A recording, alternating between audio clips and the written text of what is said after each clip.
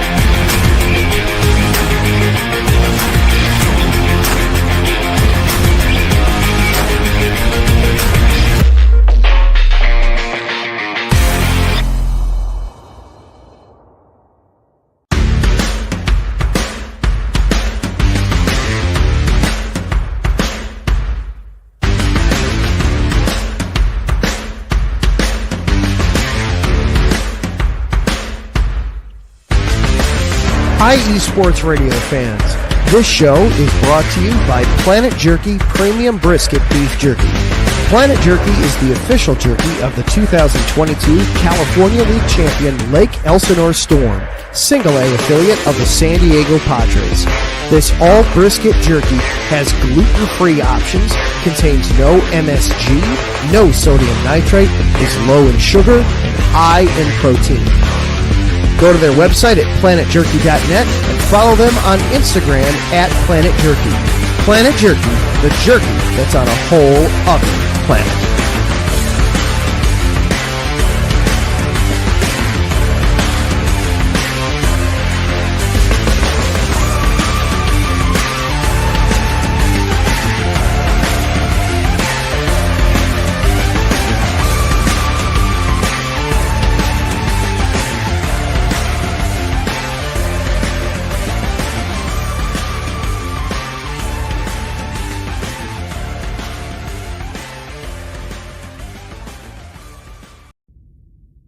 Rise and shine.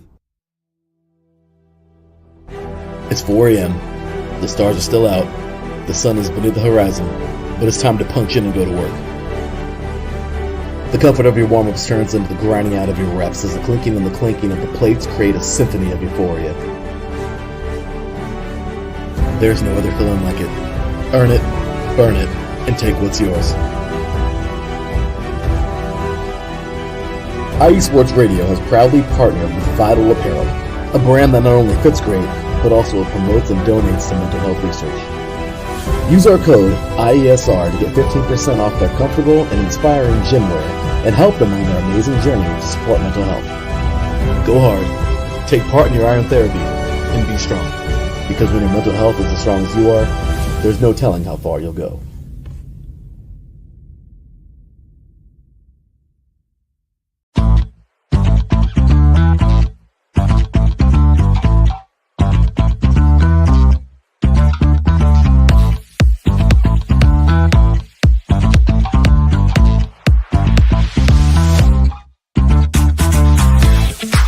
there, IE Sports Radio fans. Be sure to check out our sponsor, Seal the Deal Wax Seals by Cecilia B. You just finished your very own wedding or baby shower invitations and you're looking for that extra special touch? Maybe you just wrote a letter to a relative or a friend and you want to add to their smile when they receive it. Then seal the deal with Cecilia's handmade sealing wax stamps for your invitations, letters, and gifts. You bring the deal, we'll bring the seal. You can find them on Instagram at sealthedeal_wax stamps and on Facebook, Seal the Deal Wax Seals.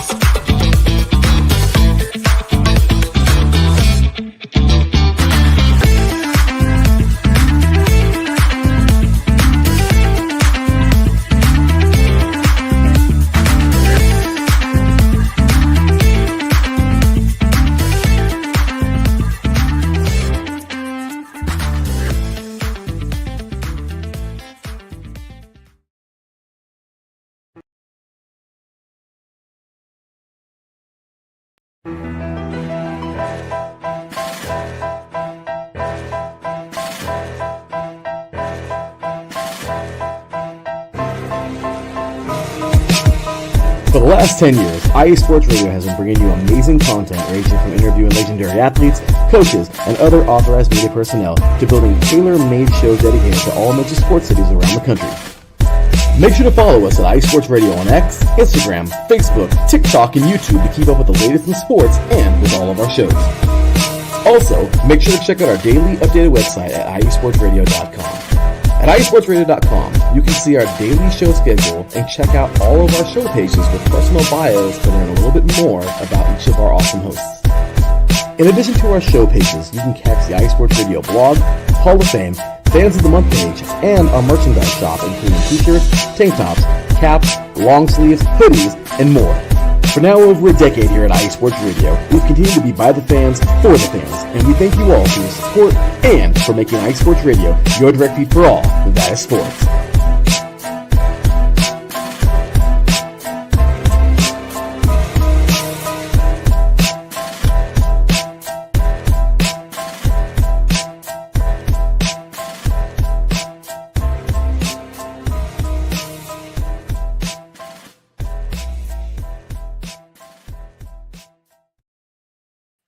And welcome one, welcome all to another edition of the SoCal Supreme Sports Show. Thank you all for joining me on this beautiful Friday afternoon, Friday morning, Friday wherever you were listening from. Either way, you've made your way into episode 226 of the SoCal Supreme Sports Show. Without any further delay, let us begin. But definitely want to give a huge thank you to our sponsors, Planet Jerky Premium Brisket Beef Jerky, Seal the Deal Wax Seals by Cecilia B, and Vital Apparel. Also, like the drop just mentioned that was just played previously, make sure to follow us on Instagram, Facebook, TikTok, and X. We will greatly appreciate it. Also, make sure to subscribe to us on YouTube. We are YouTube exclusive. We've pretty much moved past the audio days. Now we are basically just exclusive on YouTube. We will greatly appreciate your support, and in terms of liking our videos and following us on YouTube and subscribing to us. Click that bell for the notifications. We will definitely not disappoint. We definitely do our best to try to put out some amazing content, such as interviews like I did yesterday, and other shorts as well. Definitely check out our shorts. We definitely would appreciate it. We're starting to grow. And also check out our website, iesportsradio.com, for all the latest sports news, our blog, our page dedicated to each podcast, such as the SoCal Supreme Sports Show, our merchandise shop where you can cop t-shirts, tank tops, hoodies, and so much more. Also, make sure to check out our Hall of Fame, where yours truly is inductee number 10. Also, check out our Fans of the Month and so much more. Thank you to everyone for all of your support and for making IE Sports Radio your direct feed for all that sports. The way you can follow the show on social media is on X, formerly known as Twitter, at SoCal Show IESR. And you can follow me personally on X, formerly known as Twitter as well, at Teran Rodriguez 1. All right, so we're actually going to start things off a little bit differently. So let's exit out of that. And I actually have a special guest today. So she's actually the host of our new soccer show, Shin Pads and Shenanigans, where she covers all things NWSL, MLS, and maybe much more. And she's also a fantastic sports writer. Definitely check out her work and her content. and she is waiting right here. So without any further delay, welcoming to the SoCal Supreme Sports Show, Miss Jess. How you doing, Jess? Doing good. How about you? Doing good, thank you. Sorry if I kind of kept you waiting a little bit. I mean, I actually did record something with Larry and Ralph when it came to 3 and Out in the draft, so I greatly appreciate you being here. It's good to be here. I'm happy to have you. So before we get on going, like I do with every guest that I have, these are the thoughts and opinions of myself, Teran Rodriguez, and of Jess of Shin Pads and Shenanigans, and not the thoughts of any third or fourth party organizations when it comes to this. So just in case the feds are watching, or just in case the anti-fun police are on the watch. So without any further delay, let's actually welcome Marcus Los Great onto the stage, or in the comment section. He says 226. Thank you, my brother Marcus. I appreciate you. Salute to you as always. But the floor is yours, Jess. Tell us what you do, how you got into soccer and sports in general, and basically just give us all a gist of who you really are. Oh, where do I start? I've started becoming a soccer fan when LAFC first started back in like 2018. My husband got me into it, and it just kind of grew from there. I started writing for Sportstat Network, but then I kind of changed over to writing for onherteam.com. You can find some of my work over there. I mainly did match reports, so I would like write about the match, and then she would post it. So been working on writing a little bit more outside of match reports, like about how Man City could be getting relegated, and how a couple years ago Toronto FC's fired head coach Bob Bradley, who used to be LAFC's head coach, mid-season. And I'm writing for onherteam.com, and I'm actually going to be getting ready to put out a piece for IE Sports Radio, for y'all's blog over there. So I cover so much over at Shin Pads and Shenanigans. I think I'm covering 4 or 5 leagues right now across the globe. Awesome. Amazing stuff. And I'm glad you had, I'm going to keep on a lookout for your content, because I actually am a sports writer too, believe it or not, trying to make it in this big time sports world industry. I mean, I'm hoping I'm able to land that big time job and whatnot, but we shall wait and see. But yeah, you're an LAFC fan. Tell me, last year was a little bit of a heartbreaker for LAFC, losing to Seattle and then eventually seeing the Galaxy rise to power yet again. So what was kind of your initial thoughts when it came to that? I mean, LAFC and Galaxy, they're always warring with each other. It wasn't great to see, and I think it had a lot to do with last year. I mean, and this is part of what's in my piece that's coming out on the iesportsradio.com blog. We were without a number 10 for a good portion of the season, and we're still without a number 10 player. Carlos Vela just he didn't show up. He was like, what the heck? He pulled a Zava to me. If any of you guys have watched Ted Lasso, he pulled a Zava and just kind of disappeared without telling anybody. And then they finally got his contract worked out, and he played 1 game last season. And I was like, dude, that's not cool. That's not cool. But I think that had a lot to do with it. They were trying to figure out how to play without Carlos Vela, because he was such a key player, and it kind of felt like they were building their tactics around him. So they were kind of trying to get their feel and work it out that way. So when it came to LAFC winning its first ever cup, finally breaking through, winning that heart stopper of a game against Philadelphia, what was kind of like going through your mind when the LAFC finally broke through? They finally broke the whole my shower curtain has more rings than LAFC thing and whatnot. What was kind of going through your head when they wound up winning that first ever championship? Oh, I was ecstatic. I was ecstatic. I just, it feels like that was a while ago, so I'm like kind of trying to remember what was going through my head at the time. I think I remember staying up late to watch that match too, but it was amazing. I think actually, wasn't that on November 5th a couple of years ago? Yeah, it was like 2 years ago. I remember I was on a cruise when I was watching it, and the drama just was so suspenseful and whatnot. And then I think I remember LAFC's goalie went down, and then they had to bring in their backup goalie for penalty kicks, and then LAFC wound up winning that, which was so crazy. So yeah, it has been a couple of years. Yeah, I think I remember like it was kind of special too because I think it actually happened on my husband and mine's anniversary, which was like so cool and just so much drama, so much excitement on the edge of your seat the whole time. It seemed like.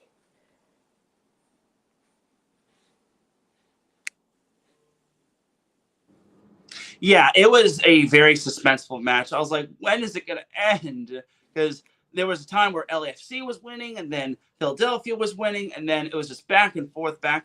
And then, like I mentioned, LAFC's goalie went down due to injury. They brought in the backup goalie, and then they wound up winning in penalty kicks, which I didn't know about you. It's kind of the worst way to win, and it's kind of the ickiest way to lose. But what are your thoughts about big-time matches or championship matches being decided via penalty kick or whatnot? Oh, I hate it. I hate it so much because at that point, the players are already tired. They're already exhausted. They've already played 90 plus minutes, and you're just like, penalty kicks, like anything can happen. It doesn't matter if one team has dominated the entire match. If it comes down to a penalty kick, anything's game. My thoughts exactly when it comes to that. So that year was absolutely amazing. But the year after, we got to rip this Band-Aid off.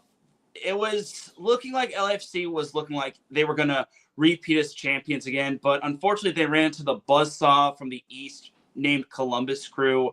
Like, what was kind of going through your head knowing that LAFC wasn't going to go back-to-back, and they just fell in a big hole, and they just couldn't come back from? Oh, it was,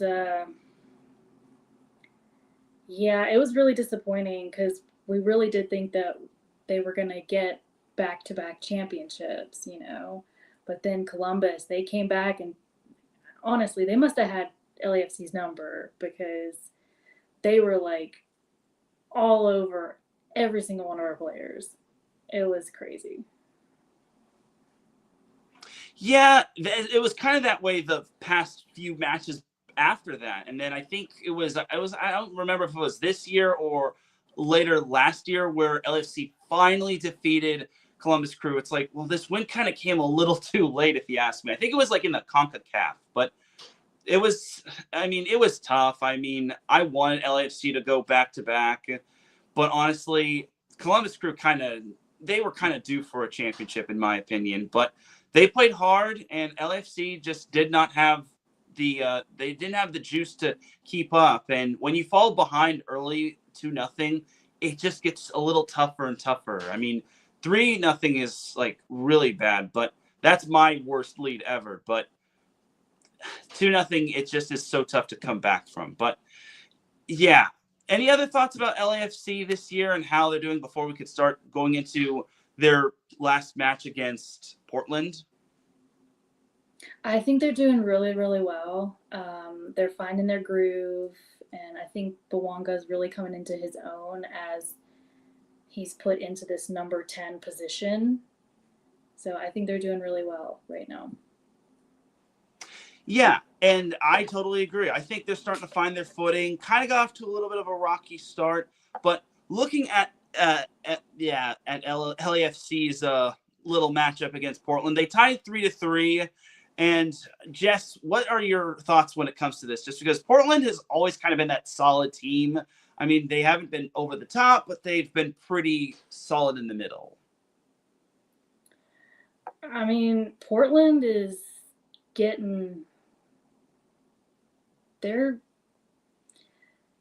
they're definitely doing really they did well in that match for sure. I haven't really been watching too many of their games specifically. I try to watch so many games it's hard to keep up sometimes.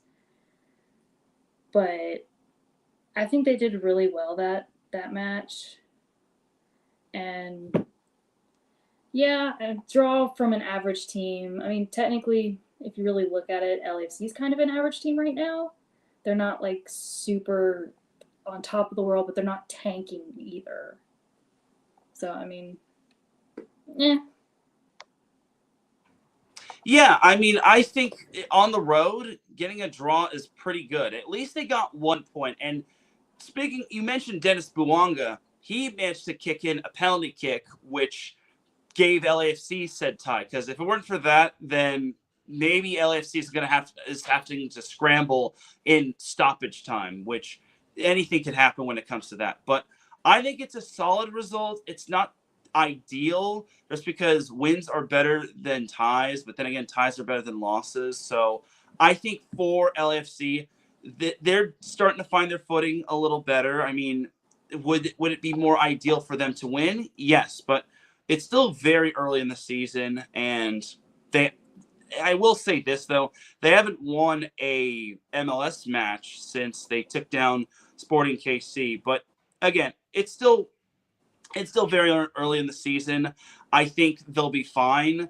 And LAFC plays its best soccer later on in the season, especially when it truly matters. Right? Right, absolutely. And I was really happy to see that Belonga made that goal on Saturday, because he's been trying so hard to rack up the points and rack up the goals this season. He's been trying so hard. And I was so happy to see that Giroud finally got his first MLS goal. I was like, dude, that was amazing to see, and it was impressive too. Yeah, I thought he was impressive as well, and I can't wait to see what LAFC has in store for us. And you actually mentioned this news last week in my in the chat room that LAFC's head coach is going to be stepping down. So, what are your thoughts regarding that? And is this basically going to be like a farewell tour where the team is going to have to win for him and hopefully make sure that they don't send him off with a win and not on a sour note and whatnot? I think this is going to kind of be, like you said, a farewell tour. I've kind of somewhat been thinking maybe they need a new head coach, because Cherundolo is more of a defensive tactic minded coach. We need more of an offensive tactic coach, I feel like. So I don't know what's going to happen with that. I really don't. I haven't looked at it yet, but as of right now, I don't know if they have anybody lined up to be interim head coach or head coach after he leaves. And speaking of Cherundolo, did you see that red card he got on Saturday? It's like, yeah, what? I did. And it was a straight red. I'm like, what happened? I still can't figure that out. I've been looking. What happened? He must have said something. I don't know. Yeah, someone had to have said the magic word, as I said on X when it came to interacting with that to you. But a quick little correction. LAFC's last win in the MLS came against the San Jose Earthquake. So how could I forget that? But I digress. So let's switch gears a little bit. We have to go to the other side of town because I actually do want your perspective on the Galaxy. They went from zeros, the worst team in the league, and then last year they wound up winning it all, which I thought was the greatest turnaround story ever. And now they're back to being zero. So tell me, what are your thoughts regarding the Galaxy and how they've gone backwards? Well, I can tell you my husband loves it. He loves that he's like, every time he sees that they lost, he's like, cool. And I'm like, oh, okay. I mean, I kind of feel bad for them because I'm like, that is such a long way to fall. You climb the mountain, yes, but that is such a long way to fall. That they are dead last in the Western Conference. And like, I almost feel bad for them. Almost. But yes, that's rough. Yeah, it's so mind boggling. I get it. They lost players to free agency, they lost players to transfer and injuries and whatnot early in the season. But it's like, how do you still not have a win in the MLS? Like, you could win games in CONCACAF and make it all the way to the quarterfinals, but you still don't have a win in terms of the MLS. Like, that is just the mind-boggling thing. That's the greatest mystery that will never, ever, ever be solved, and it really just is boggling. Like, how do you, I will never, ever understand the Galaxy, how they go from champs to now they're chumps. But anyway, they wound up losing to Austin. But do you have any insight for Austin? And is this a bad loss? Is this a good loss? Okay, there's no such thing as a good loss, but Austin is a legit team. All I could tell you is that they're second in the West. But do you have any insight for Austin? I really don't. I didn't really get a chance to watch that match against Austin. Are you talking about the Austin or the Houston match? The Austin match. Well, you can provide insight for either or, because the Galaxy tied with Houston last week, and then this past week they lost to Austin. Man, that's rough. I'm looking at a little bit of what went on last match against Austin, and Austin was down a player for like the last few minutes of the match. I mean, that's got to be rough because I feel like all the Texas teams, really both, are kind of like that mid grade or a little bit lower. They're not like amazing, but they're not, like I said earlier, bottom of the barrel. And to go, like you said, to be like a yo-yo, go from bottom to top, back down. And I don't even know what to say about that. I really don't. Yeah, the Galaxy have just been such a weird and wonky team, and even though Austin is second in the Western Conference, I still think that they're leaving a little bit of meat on the bone. I think the Galaxy could have won this, but unfortunately, like, their defense was doing good through like 80 minutes, and then that 82nd minute, the goal happened, and then the Galaxy couldn't even recover. Even though Austin did get a red card in stoppage time, the Galaxy just were probably deep within stoppage time, and they just needed to scramble and to try to get a goal. And Austin just had just enough defense. And all I could do as a Galaxy fans can only hope that the Galaxy can bounce back against Portland this Sunday. It's a Sunday Sunday matinee, and it's going to be played at Dignity Health Sports Park, aka the former StubHub Center. So, switching gears from that, let's talk a little San Diego FC. But I want to know your thoughts about San Diego FC. Is it great that the MLS has expanded to San Diego and any other like new cities? And what can you tell me about San Diego and how they've started to turn heads a little? San Diego, they came out swinging. They came out strong. I thought they were going to be undefeated for a long time this season, that they came out so strong.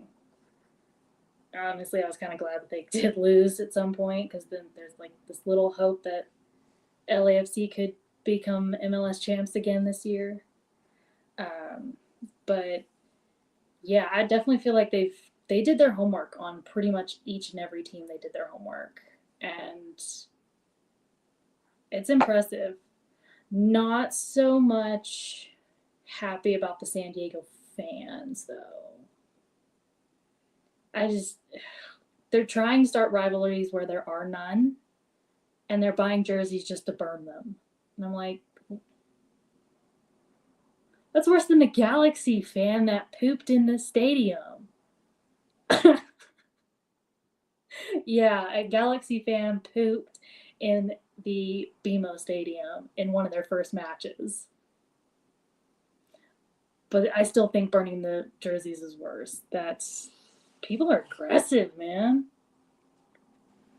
That's wild. See, this is why I brought you on, or wanted to have you on as a guest to tell the world some of these crazy stories. That's just crazy. I didn't even know this. It's like, what?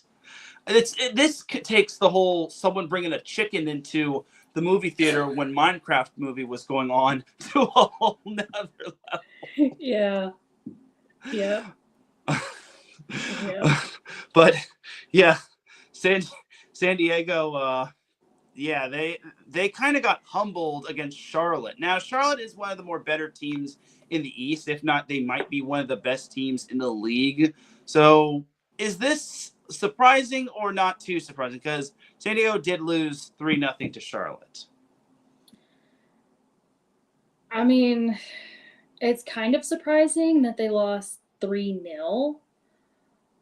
But I'm also kind of like, they're still learning how each other play. So they're still trying to get their groove as a team. I mean, I definitely think they're going to come back and they're going to bounce back from that for sure. I have no doubt that they're going to do that.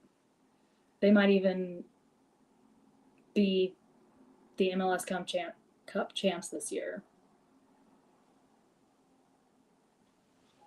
Yeah, and I think for being an expansion team, I thought they've been off to such a great start, and I can't fault them too much for this loss. I mean, it is a road match, and they haven't really been out east all that much. I mean, they did go to Austin, which is kind of deep, which is kind of southern, but they haven't. This was actually their true first East Coast road trip. So this is the furthest they've traveled. So I won't fault it all that much. So in games like this happen, matches like this happen, where you get pummeled and then everything's just going against you and you get a red card and whatnot. So I think you just got to take the highs with the lows and just keep on pushing. So for San Diego, they are actually back in action against Real Salt Lake tomorrow at Snapdragon Stadium. So you have that right there. But any other thoughts on the MLS or any other surprise teams that all of us can keep an eye out for when it comes to the MLS before we shift gears into the NWSL? I mean, definitely one team that I'm definitely watching is Sporting KC. Sporting KC seems like they're doing really well this season. Getting there anyway. Like, I know they're one of the bottom teams, but I'm definitely watching them for sure. And they're getting some pretty decent players coming in, I think. I think they're getting some transfers in. Like Santiago Munoz. That guy right there. They're getting that guy. So, and I think I want to say he's a Liga MX player. And they take their football seriously down there. So, I'm watching KC.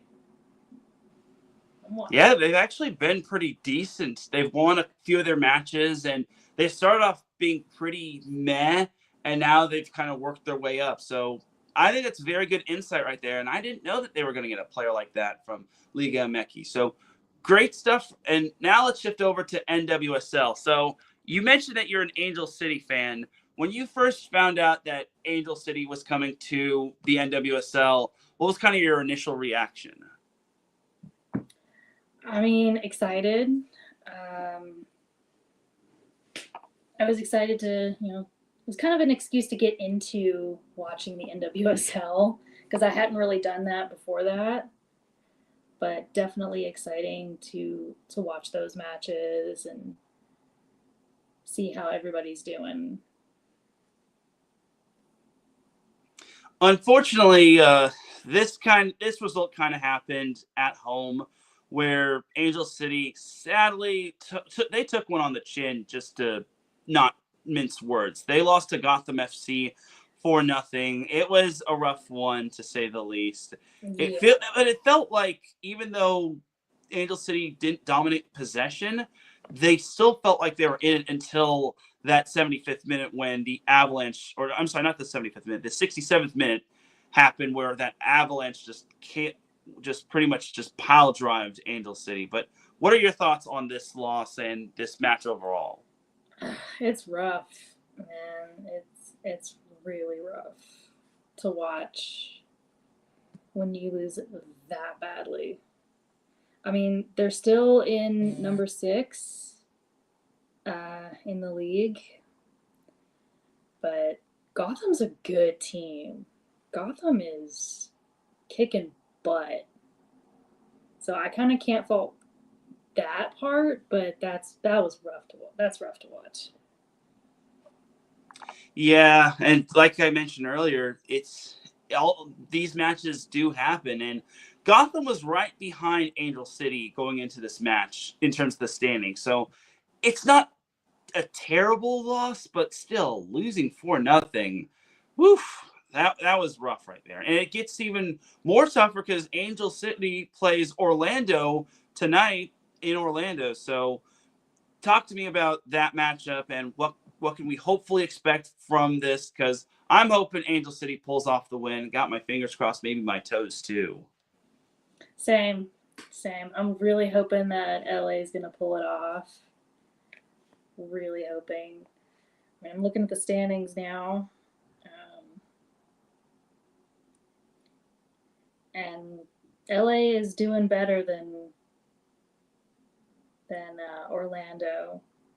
But we'll see what happens. I will be on X tweeting the entire match. So we will come interact with me over on X. We'll just hope that they learned from the Gotham FC match. Yeah, because it certainly can't get much worse than that. And me having just said that, it probably might. But yeah, I think Angel City, they're still doing fine. I still think it's still pretty early. I know they just had like international break, but I think they're still doing fine when it comes to this whole thing and starting off early on. I think they'll be good going forward.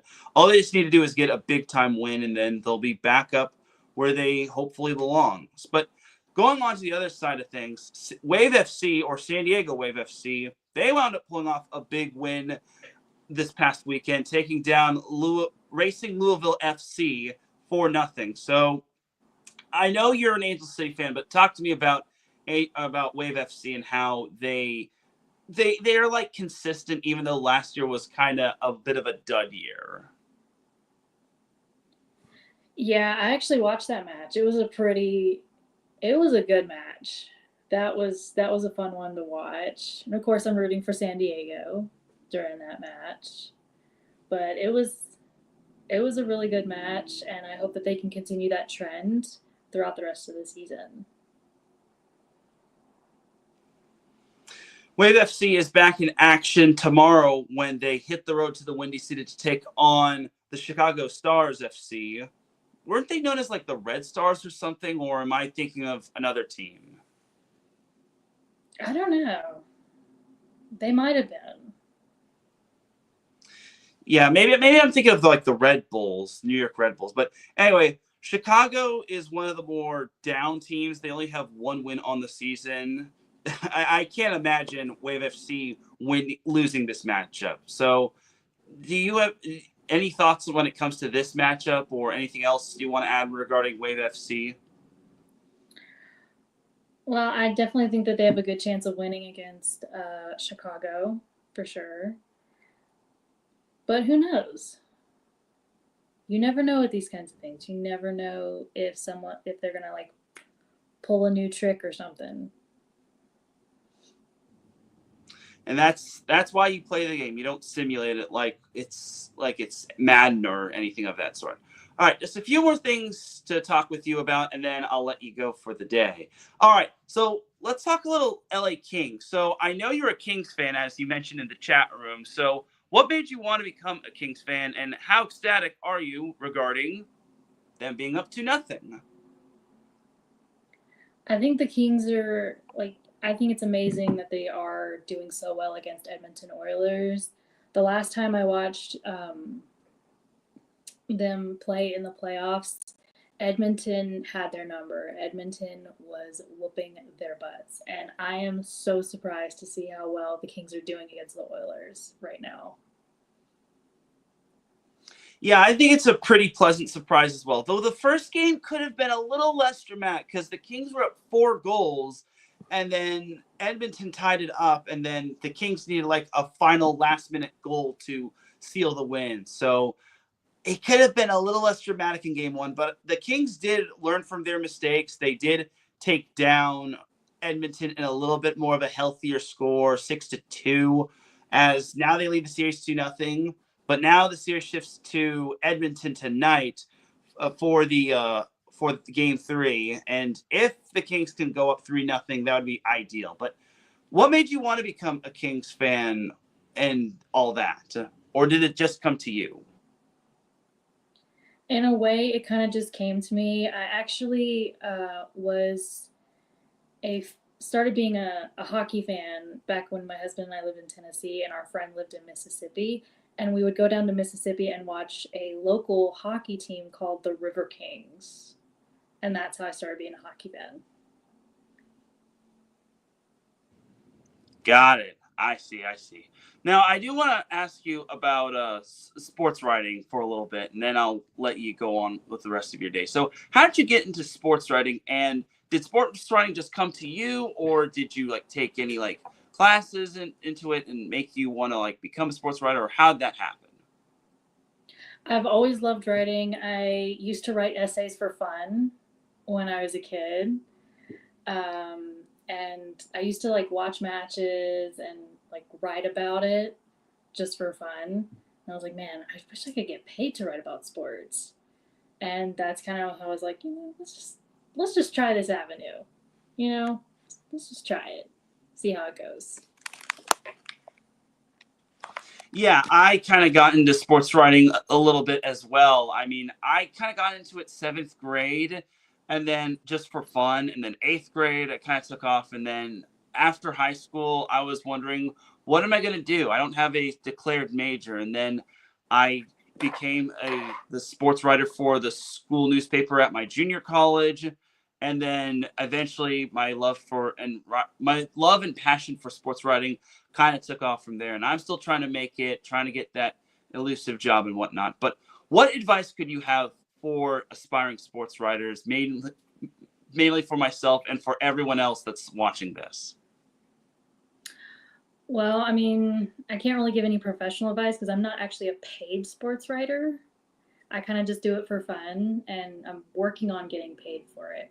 But just continue writing. It takes practice more than it does education, as far as sentence structure and everything like that. Just keep on going. You never know how you could be so close to getting that breakthrough that you need to be a professional sports writer. Keep going, keep pursuing the passion.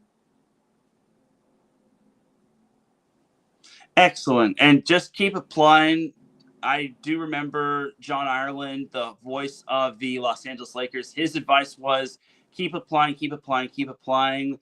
If you get 100 no's, keep on applying until you get that yes. He got 111 no's until he got a deal where he had to fly out to New Orleans and whatnot.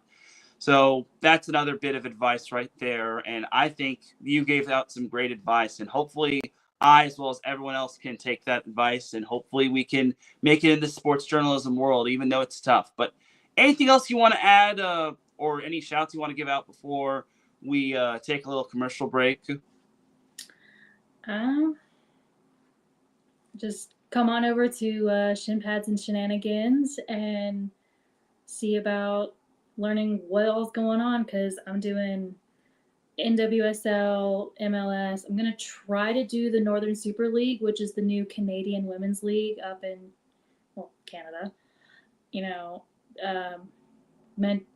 I'm doing Premier League, Bundesliga, which is a German league, and I'm doing La Liga. So that's like 5 or 6 leagues that I'm going to be talking about over there. So just kind of pop on over and say hi. Definitely do say hi. And definitely check out Shin Pads and Shenanigans every Saturday at 9 a.m. Pacific time. Jess, I appreciate you. And you can follow Jess right here down below at WTF Sports Writer and at ShinPad_ISR. Jess, it was an honor having you as a guest. Your knowledge of soccer is absolutely amazing. Puts my knowledge to shame. I'm not going to lie. I don't really know that much. I just try to stay informed about what's going on around the globe. Well, it still is pretty impressive if you ask me. But thank you, Jess, for being a guest here on the SoCal Supreme Sports Show. We're going to take ourselves a quick little break. When we come back, I will be discussing the Chargers and their draft, the Lakers and Clippers and how they're doing in their series, some MLB action, and so much more. So keep it locked here. You were listening to the SoCal Supreme Sports Show here on IA Sports Radio, your direct feed for all that sports. We'll be right back after this.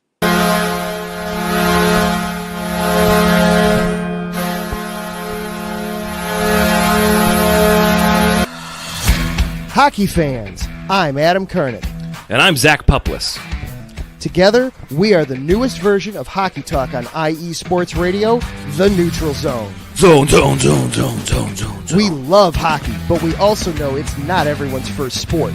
So we want to make this show as much for new fans as for the diehards.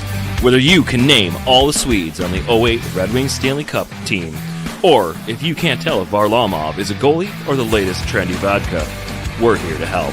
With facts, figures, and outrageous fans, we bring you all the hard-hitting hockey news you can handle, while still keeping it fun and on the rails. Well, mostly. So tune in every week as we go around the hockey world, from college to Canada, the minors and the majors, and everywhere in between. So bring your cellies, And your one-timers, you wicked wristas. and be sure to protect your five-hole. Catch the Neutral Zone every week on IE Sports Radio, your direct feed for all that is sports. We promise not to pick on the Arizona Coyotes every episode.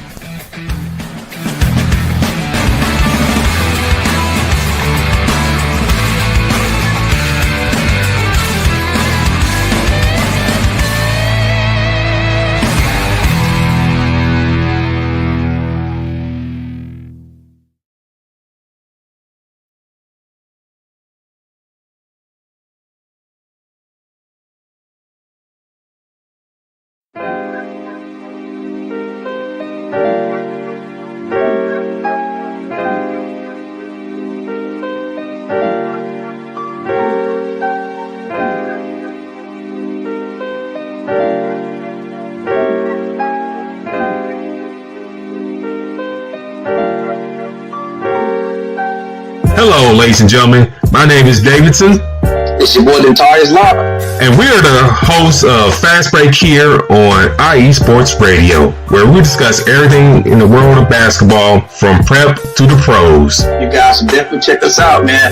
Sunday, 8 p.m. Eastern, 5 p.m. Pacific. We got all the basketball information you guys need, so we look forward to you guys listening in. And please do, because we are the best basketball show on this side of the Mississippi. And please do check us out on Twitter at FastBreakISR. D-Lock, where's our time again? 8 p.m. Eastern, 5 p.m. Pacific. That give you guys plenty of time on a Sunday. Tune in.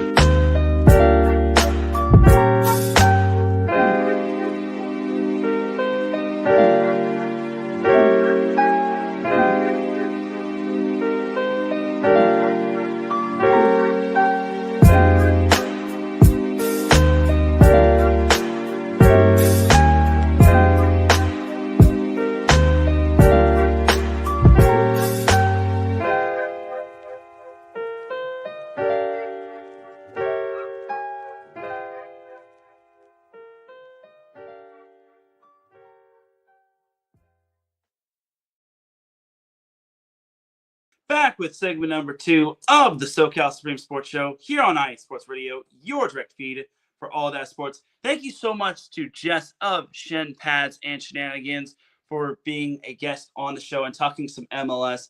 I really do appreciate it. It's very rare that I really get a guest on the SoCal Supreme Sports Show. I'm trying to hopefully change that.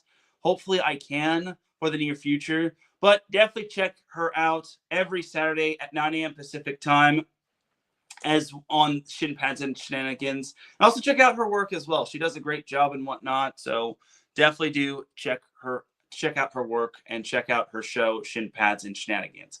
But let's move on to, as I actually did not get a chance to acknowledge the chat room. I'm sorry.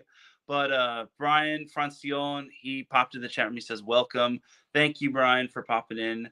And then my boy Davidson, look, hit that like button. Hit that like button. Hit that thumbs up. Subscribe to us on YouTube. We would greatly appreciate it. It would mean a lot to us. And then Larry B says, "Hey, I know you guys. Yes, thank you for popping in, Larry. I'm surprised you didn't get angry at the Galaxy for just sucking." And then Ralph Cleese pops in the chat room. He said, "Good afternoon, Teran. Have another great show on, and welcome to Jess." Thank you, Ralph, for popping in as well. And then Big Mike of Indie Sports Nation, he said, "Teran and Jess, let's go." And my boy Marcus Los Great said, "The feds are always watching." You ain't lying, my brother. All right, but that is enough from the chat room when it came to that. But I definitely do appreciate everybody tuning in live or tuning in on the playback. I think it's greatly appreciated. So let's actually talk some not MLB. We'll save that for last. But let's talk some NFL action. So let us talk some Chargers. So with the 22nd pick of the 2000 NFL Draft, the Chargers selected Omarion Hampton, the running back from North Carolina, which, okay, I think that's good. I think that's decent if you ask me. I think that is a good pick just because, well, for starters, you remember who the head coach is, Jim Harbaugh.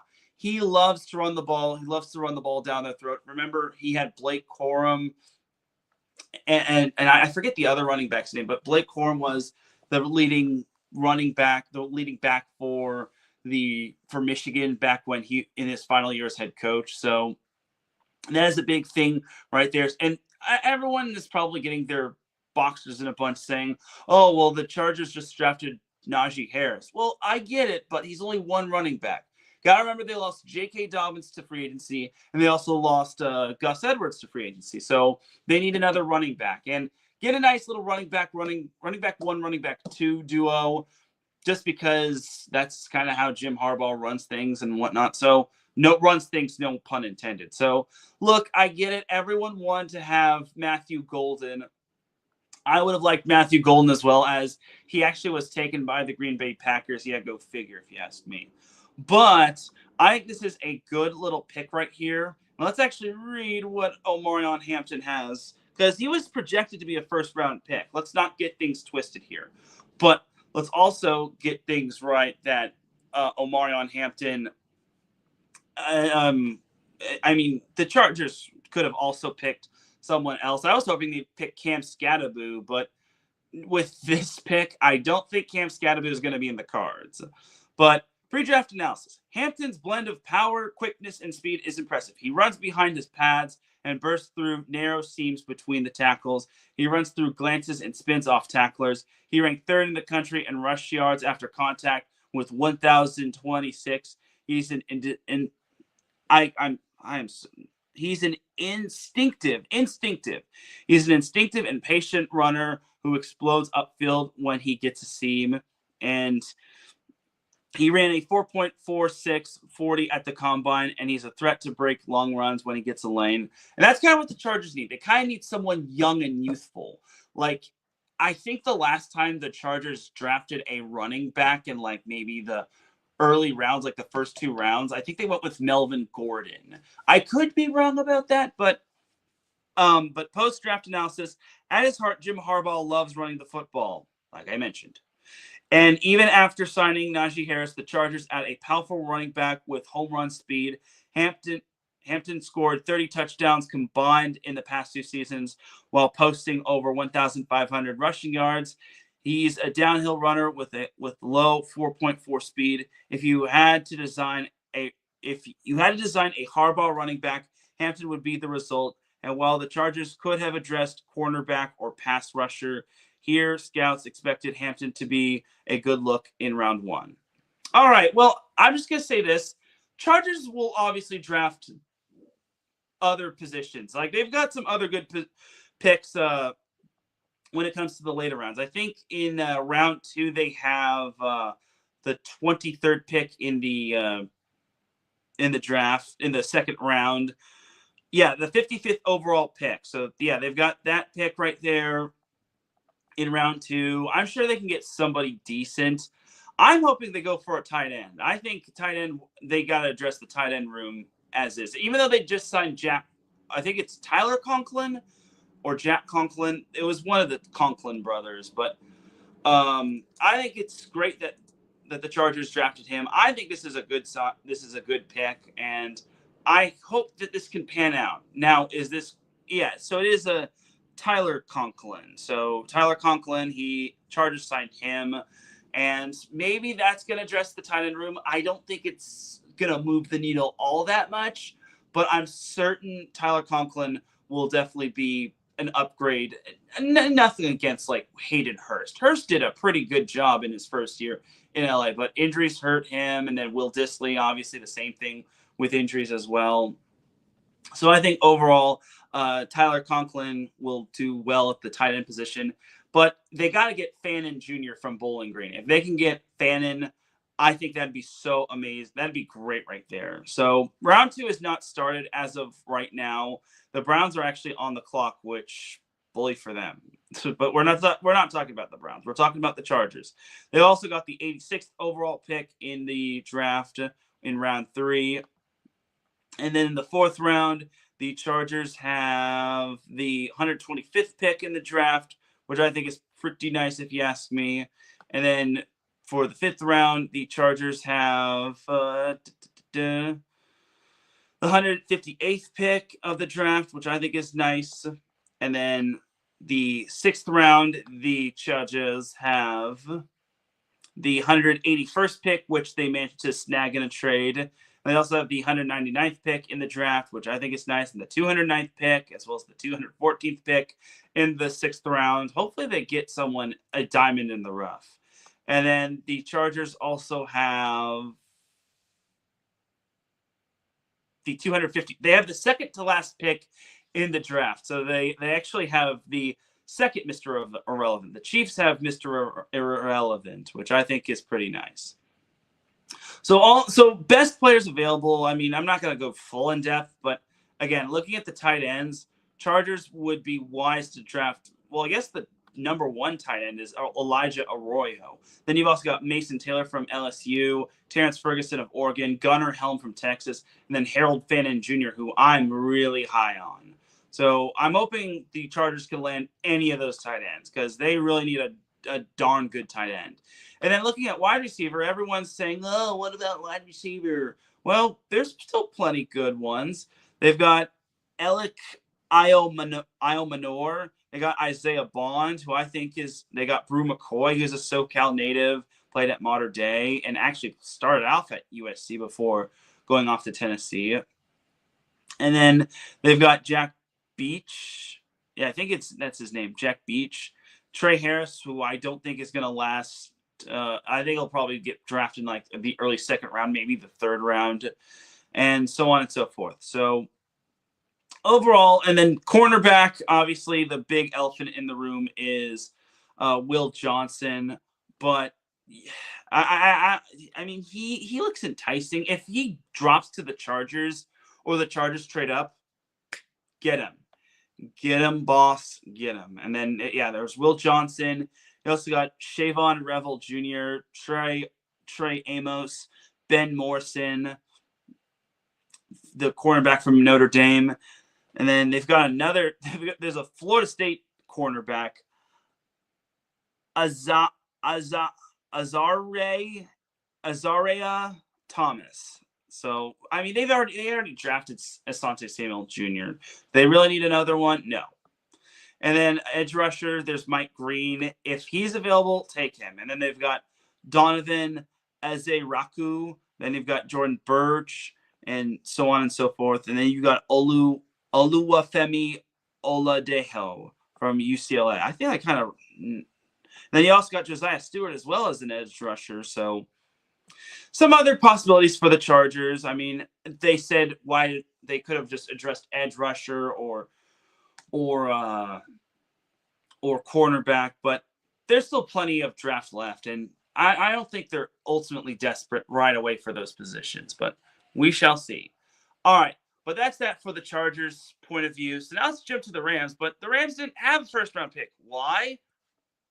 They traded the 25th overall pick. So Rams said F them picks again, and they traded that to the Falcons, who managed to pick up another good piece for their defensive line, which I think is pretty nice if you ask me.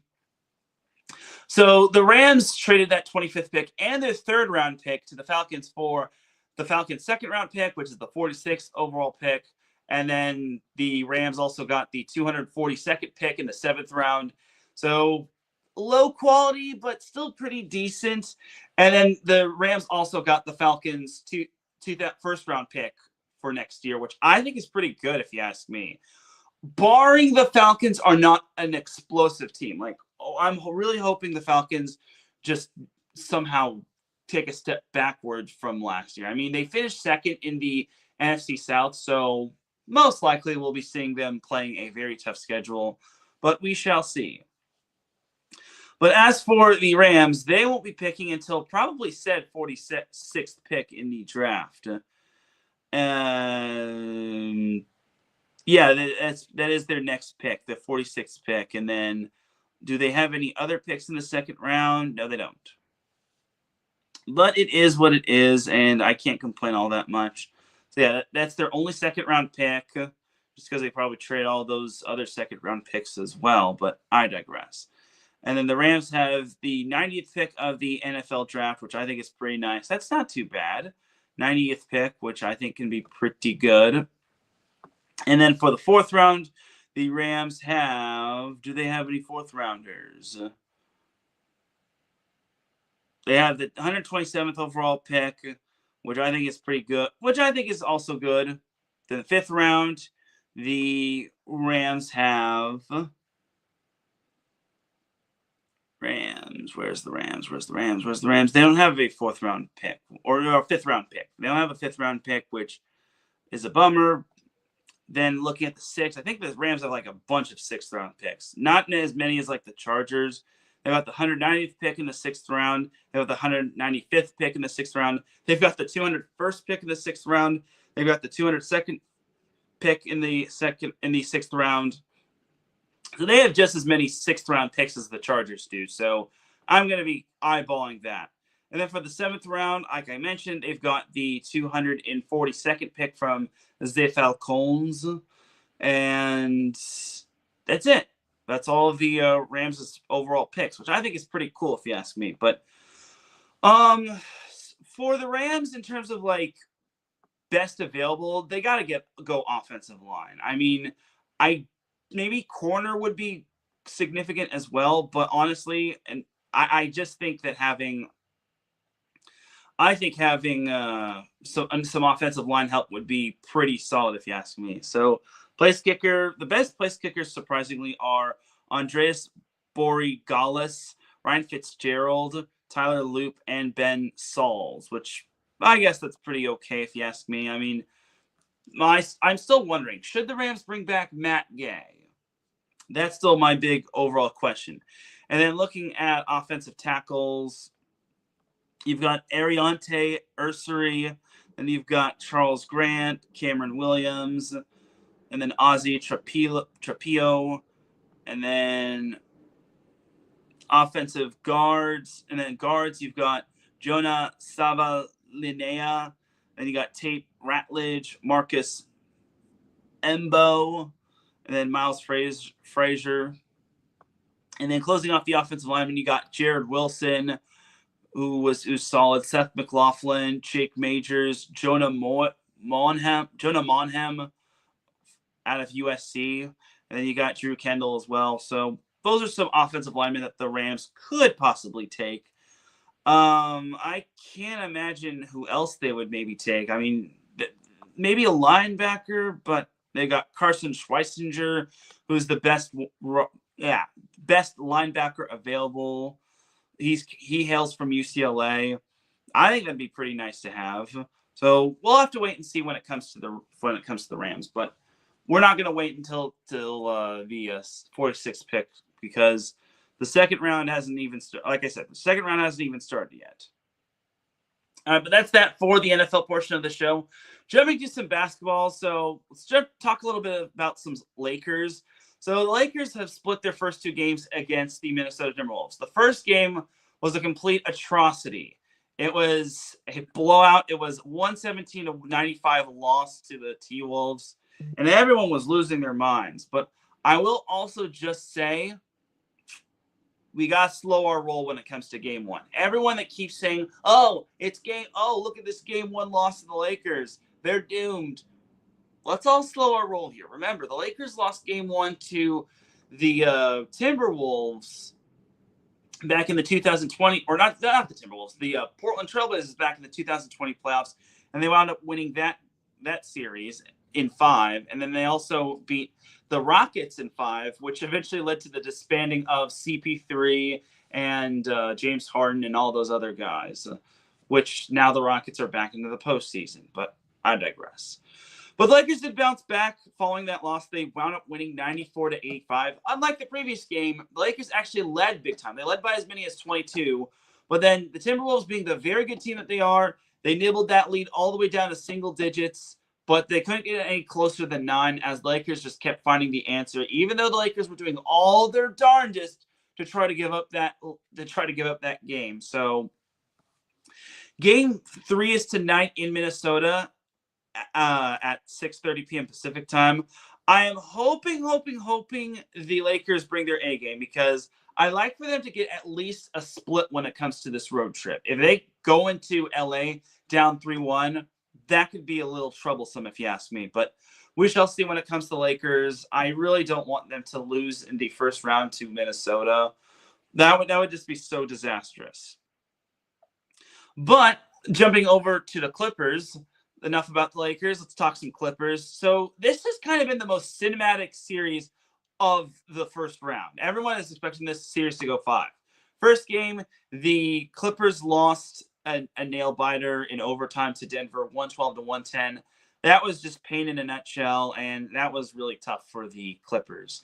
But they did bounce back in close fashion as they took down the Nuggets in game 2, 105-102. Winning on the road was so big because they went back into Los Angeles with a split, and now they can only go up from there. And last night they took down the Denver Nuggets in big blowout fashion, 117-83. That was actually the first ever playoff game played at Intuit Arena, which I think is pretty special if you ask me. And good job for the Clippers making that first ever playoff game a very enjoyable experience for the Clipper fans.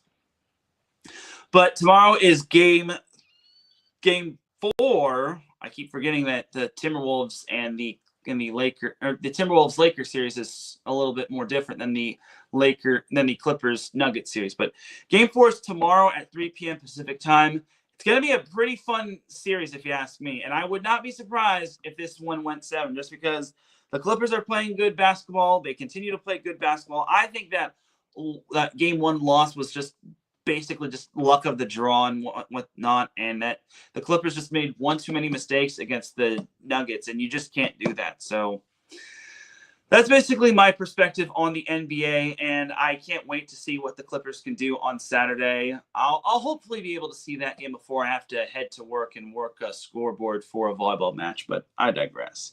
But that's going to do it for the NBA portion of the show. We're going to take one last commercial break. When we come back, we've got some MLB to discuss, and then we've got the Dumb of the Week. So keep it locked here. You were listening to the SoCal Supreme Sports Show here on IE Sports Radio, your direct feed for all that sports. We'll be right back after this.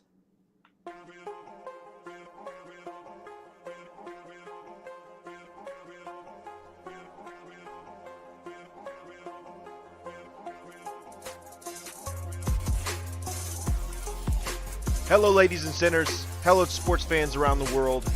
Hello, IE Sports family. This is Cale Henderson, the host of IE Vegas, the Sin City Sports Show, presented by IE Sports Radio. If you folks are interested in sports in the Vegas area, if you're wanting to have a blast for 1 hour every Tuesday night from 7 p.m. Pacific Standard Time to 8 p.m. Pacific Standard Time, this is a show built for the Vegas sports fans, where we feature the Las Vegas Raiders, the Las Vegas Golden Knights, the Las Vegas Aces, and the University of Las Vegas, Nevada Rebels. Hopefully, fingers crossed, MLB team coming soon. Either way, if you folks are looking to have a blast for 1 hour each and every week, tune in Tuesday, 7 p.m. Pacific Standard Time to 8 p.m. Pacific Standard Time. If you folks are interested in Vegas sports news, go to our Twitter at SinCities_IESR, and you can speak with me, the host, Cale Henderson, at Cale_Henderson on Twitter at any time. Be happy to reply. Always want to reach out to our fans. Again, the Sin City Sports Show, presented by IE Sports Radio, your direct feed for all that is sports.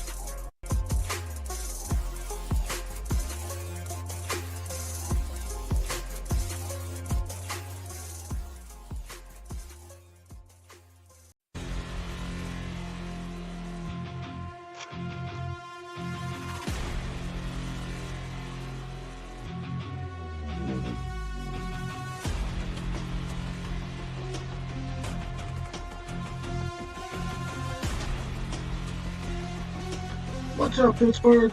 This is Ralph Calise, the host of the Injury Report on IE Sports Radio, your direct feed for all that is sports. Are you that passionate diehard Steelers, Penguins, Pirates, or just a Pittsburgh sports fan?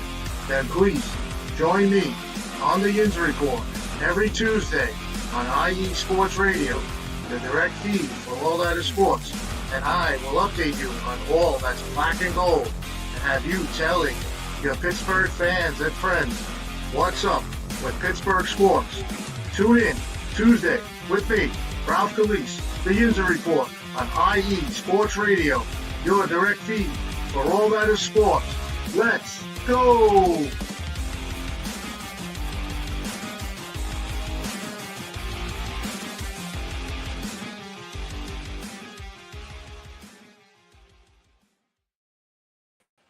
And we are back with the final segment of the SoCal Supreme Sports Show here on IE Sports Radio, your direct feed for all that sports. Definitely check out our amazing shows such as Sin City Sports with Cale Henderson and the Injury Report with Ralph Calise. He will be going on at 5 p.m. Pacific time. He probably has a lot to say when it comes to the NFL draft.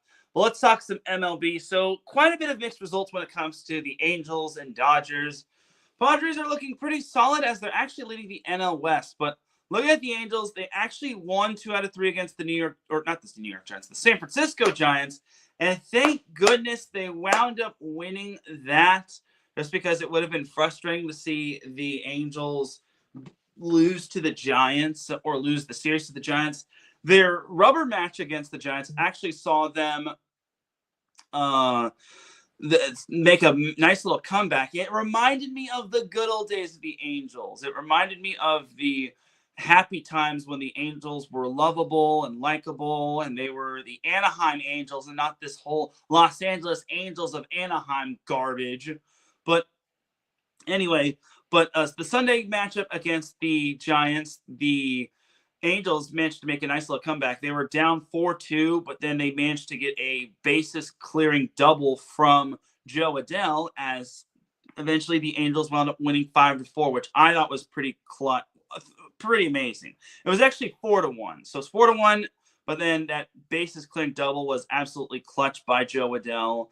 And I think that was quite amazing. Again, it reminded me of the Game 7 of the 2002 World Series between the Giants and the Angels, where the Angels wound up winning and claiming their first ever World Series title. So good job to the Angels on that. Unfortunately, they kind of took a little bit of a step back against the Pittsburgh Pirates, which I think that could have been a lot avoided. They only won 1 out of 2 or 1 out of 3 when it came to the Buccos, but that's all right. I mean, it's still it's still early. It's still mixed results. I just think that it would have been a whole lot better for the Angels to get 2 out of 3. And especially since they lost the first 2 games, and then they just narrowly held on to beat the Pirates 4-3 in Game 3. So they start a 3-game series against the Minnesota Twins tonight in Minnesota before that's going to be tonight, Saturday, and Sunday, which I think is pretty fun if you ask me. And then they head down to Seattle for a 2-game series against the Mariners on Tuesday and Wednesday. And then Thursday, Friday, Saturday, and Sunday, they've got a 4-game series against the Detroit Tigers, which hopefully for the Dodgers or the Angels' sake, they can start piling up some wins because they're actually in the thick of the AL West. Yes, they're actually 4th in the AL West, but they're not too far back from first place. Seattle and Texas are tied for first. And then Houston is actually making their way up, which kind of sucks. But it is what it is, and sometimes it's still early. I shouldn't really cry too much over spilt milk. Now, as for the Dodgers, they've also had some ups and downs. They took 2 out of 3 against the Texas Rangers.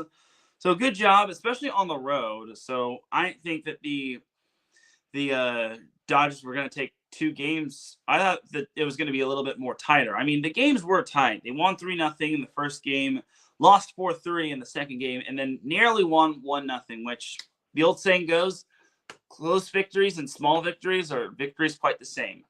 Unfortunately, close losses and tight losses are also quite the same as well, as they lost 2 games to the Cubs, losing in Chicago 11-10 in extras the first game, and then losing 7-6 in the second game, which, why you got to do this to me, Dodgers, especially since Adam Karnick's probably going to rub it in my face, and the entire Cubs nation is going to be like throwing a parade because they swept the Dodgers in that 2-game series.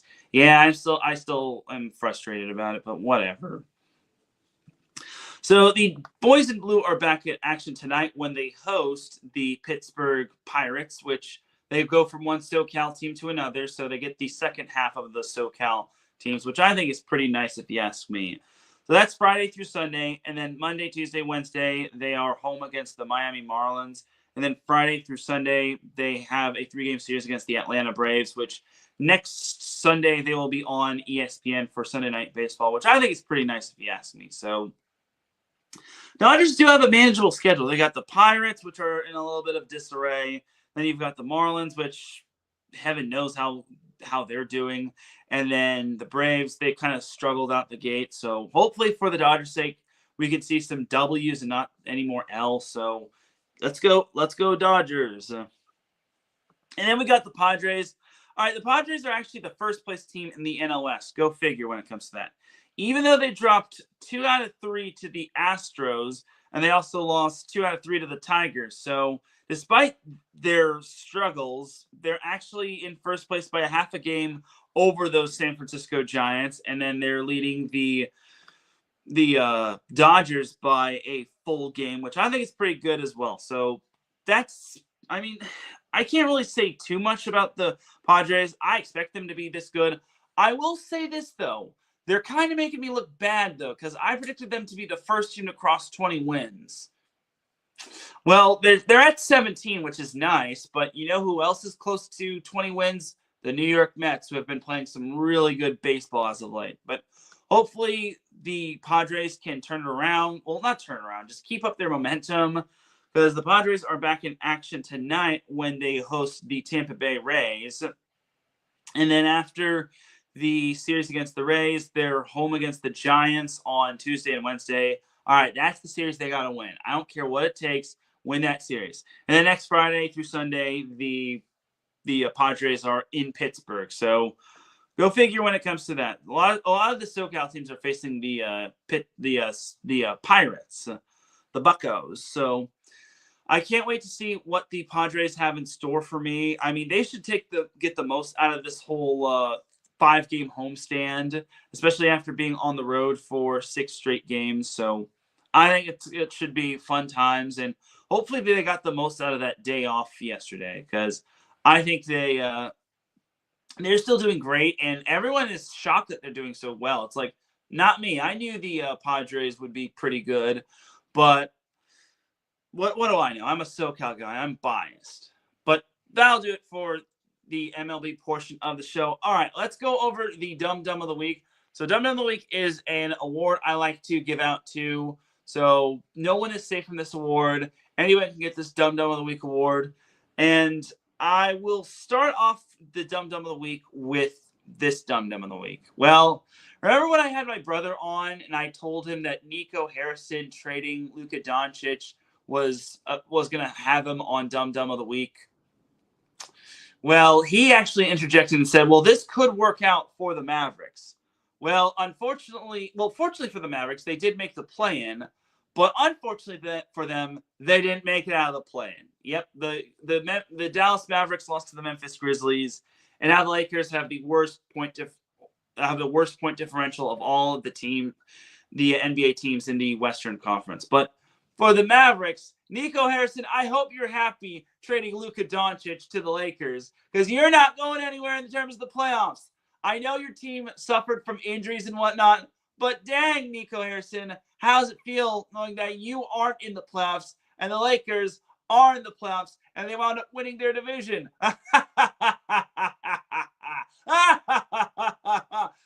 Nico Harrison, you're dumb. You traded away your future. I don't care what everyone says about Luka Doncic. He was not the problem. You might go down as maybe the worst GM ever. You are dumb. And I feel bad for Anthony Davis and all the players on the Mavericks and some of the Mavs fans. But, man, you are dumb. I still can't believe that. The Lakers fleeced the Mavs big time because they eventually wound up being injury prone and they just fell apart at the seams. And I feel bad because they actually have a good team on paper. My only qualm with them is that they wound up just falling apart. And they didn't even win one game against the Lakers post Luka Doncic trade. Not one, as Cat Williams once said. But yeah, Nico Harrison, you're Dum Dum of the Week. Your team isn't in the playoffs. How could you trade away Luka Doncic? You're dumb. And that is, and I also guess I'll give it to the ones that Jess nominated. I mean, I can't believe a Galaxy fan literally took a number 2 at BMO Stadium. Like,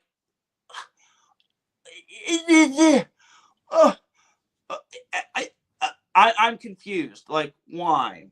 It makes zero sense to do that in public. Are you just that dumb? Like, where's the logic? You're not a freaking animal. You're not a dog who can just randomly go poo and no one's going to judge. No, you freaking you go poo when in a bathroom or a porta potty, or just freaking wear a diaper for all I know. Like, you don't go poo in public. I don't care if they're your rival. Like, you gotta use logic. Think, Galaxy fans. Would you like it if LAFC fans took a number 2 at the former StubHub Center, Dignity Health Sports Park? Would you like it? No, you wouldn't. And I can't believe, and I'll give San Diego fans a pass, San Diego FC fans a pass for this. But why are you wasting your money on Galaxy merchandise just to burn it, or LAFC merchandise just to burn it? Like, you could actually those could actually be sold for memorabilia for desperate Galaxy fans. But instead, you're burning it away like it's nobody's business. And maybe you might be the ones causing fires. So you also might be Dum Dum of the Week if I see one more headline saying that San Diego FC fans are out there burning LA Galaxy or LAFC jerseys. I've got my eyes on you, San Diego FC fans. If you don't play your cards right, you'll go be on Dum Dum of the Week. But to the LA Galaxy fan who took a number 2 in BMO Stadium, you are disgusting. You are vile. I hope he got detained and whatnot, because I think that should be like a federal offense. It should be like vandalization and whatnot. But what do I know? But anyway, long story short, people, I don't care if it's everything goes. All that matters is have logic. Please and thank you. So to that one LA Galaxy fan who took a number 2 in BMO Stadium, you're Dum Dum of the Week. There's no doubt about it. That's just disgusting. All right, but anyway, that's gonna do it for the Dum Dum of the Week. I just can't believe that it's coming down to this, but where's the logic in life? But anyway, that's going to do it for this week's episode of the SoCal Supreme Sports Show. I really do appreciate everybody tuning in. If you listen live, I appreciate you. If you listen on the playback, I appreciate you. If you listen at work, I appreciate you. If you listen at any time, any place, anywhere, I appreciate you. Thank you so much to my special guest, Jess, the host of Shin Pads and Shenanigans. Definitely do check that show out tomorrow at 9 a.m. Pacific time for my guest, Jess of Shin Pads and Shenanigans, as well as the entire iSports Radio family. This is Teran Rodriguez signing off. Have yourself an amazing week. If you're going to be at Orange Coast College, I'll be working the scoreboard for the 3C2A Men's Volleyball State Championship. But have a great weekend. Enjoy all the SoCal sports action. Let's go Lakers. Let's go Clippers. Let's go Kings. Let's go LA Kings for that matter. Let's get some big playoff victories. Let's get it. And to the Anaheim Ducks, I hope you find a head coach, because they just fired their coach last Saturday, and I can't really say I'm all that surprised. But yeah, the Anaheim Ducks the Anaheim Ducks fired Greg Cronin, so the Ducks are just straight up a dumpster fire. And Cronin only lasts 2 seasons, so Anaheim Ducks, I feel bad for you, but I don't really, because you're a dumpster, you're a walking dumpster fire waiting to happen. But anyway, have a great weekend and enjoy all the SoCal sports action. Let's go Lakers, Clippers, LA Kings. Let's go Rams. Let's get some nice, big, good draft picks. Let's go Chargers. Let's get some nice, big draft picks as well. And I'll see you on the other side. Peace.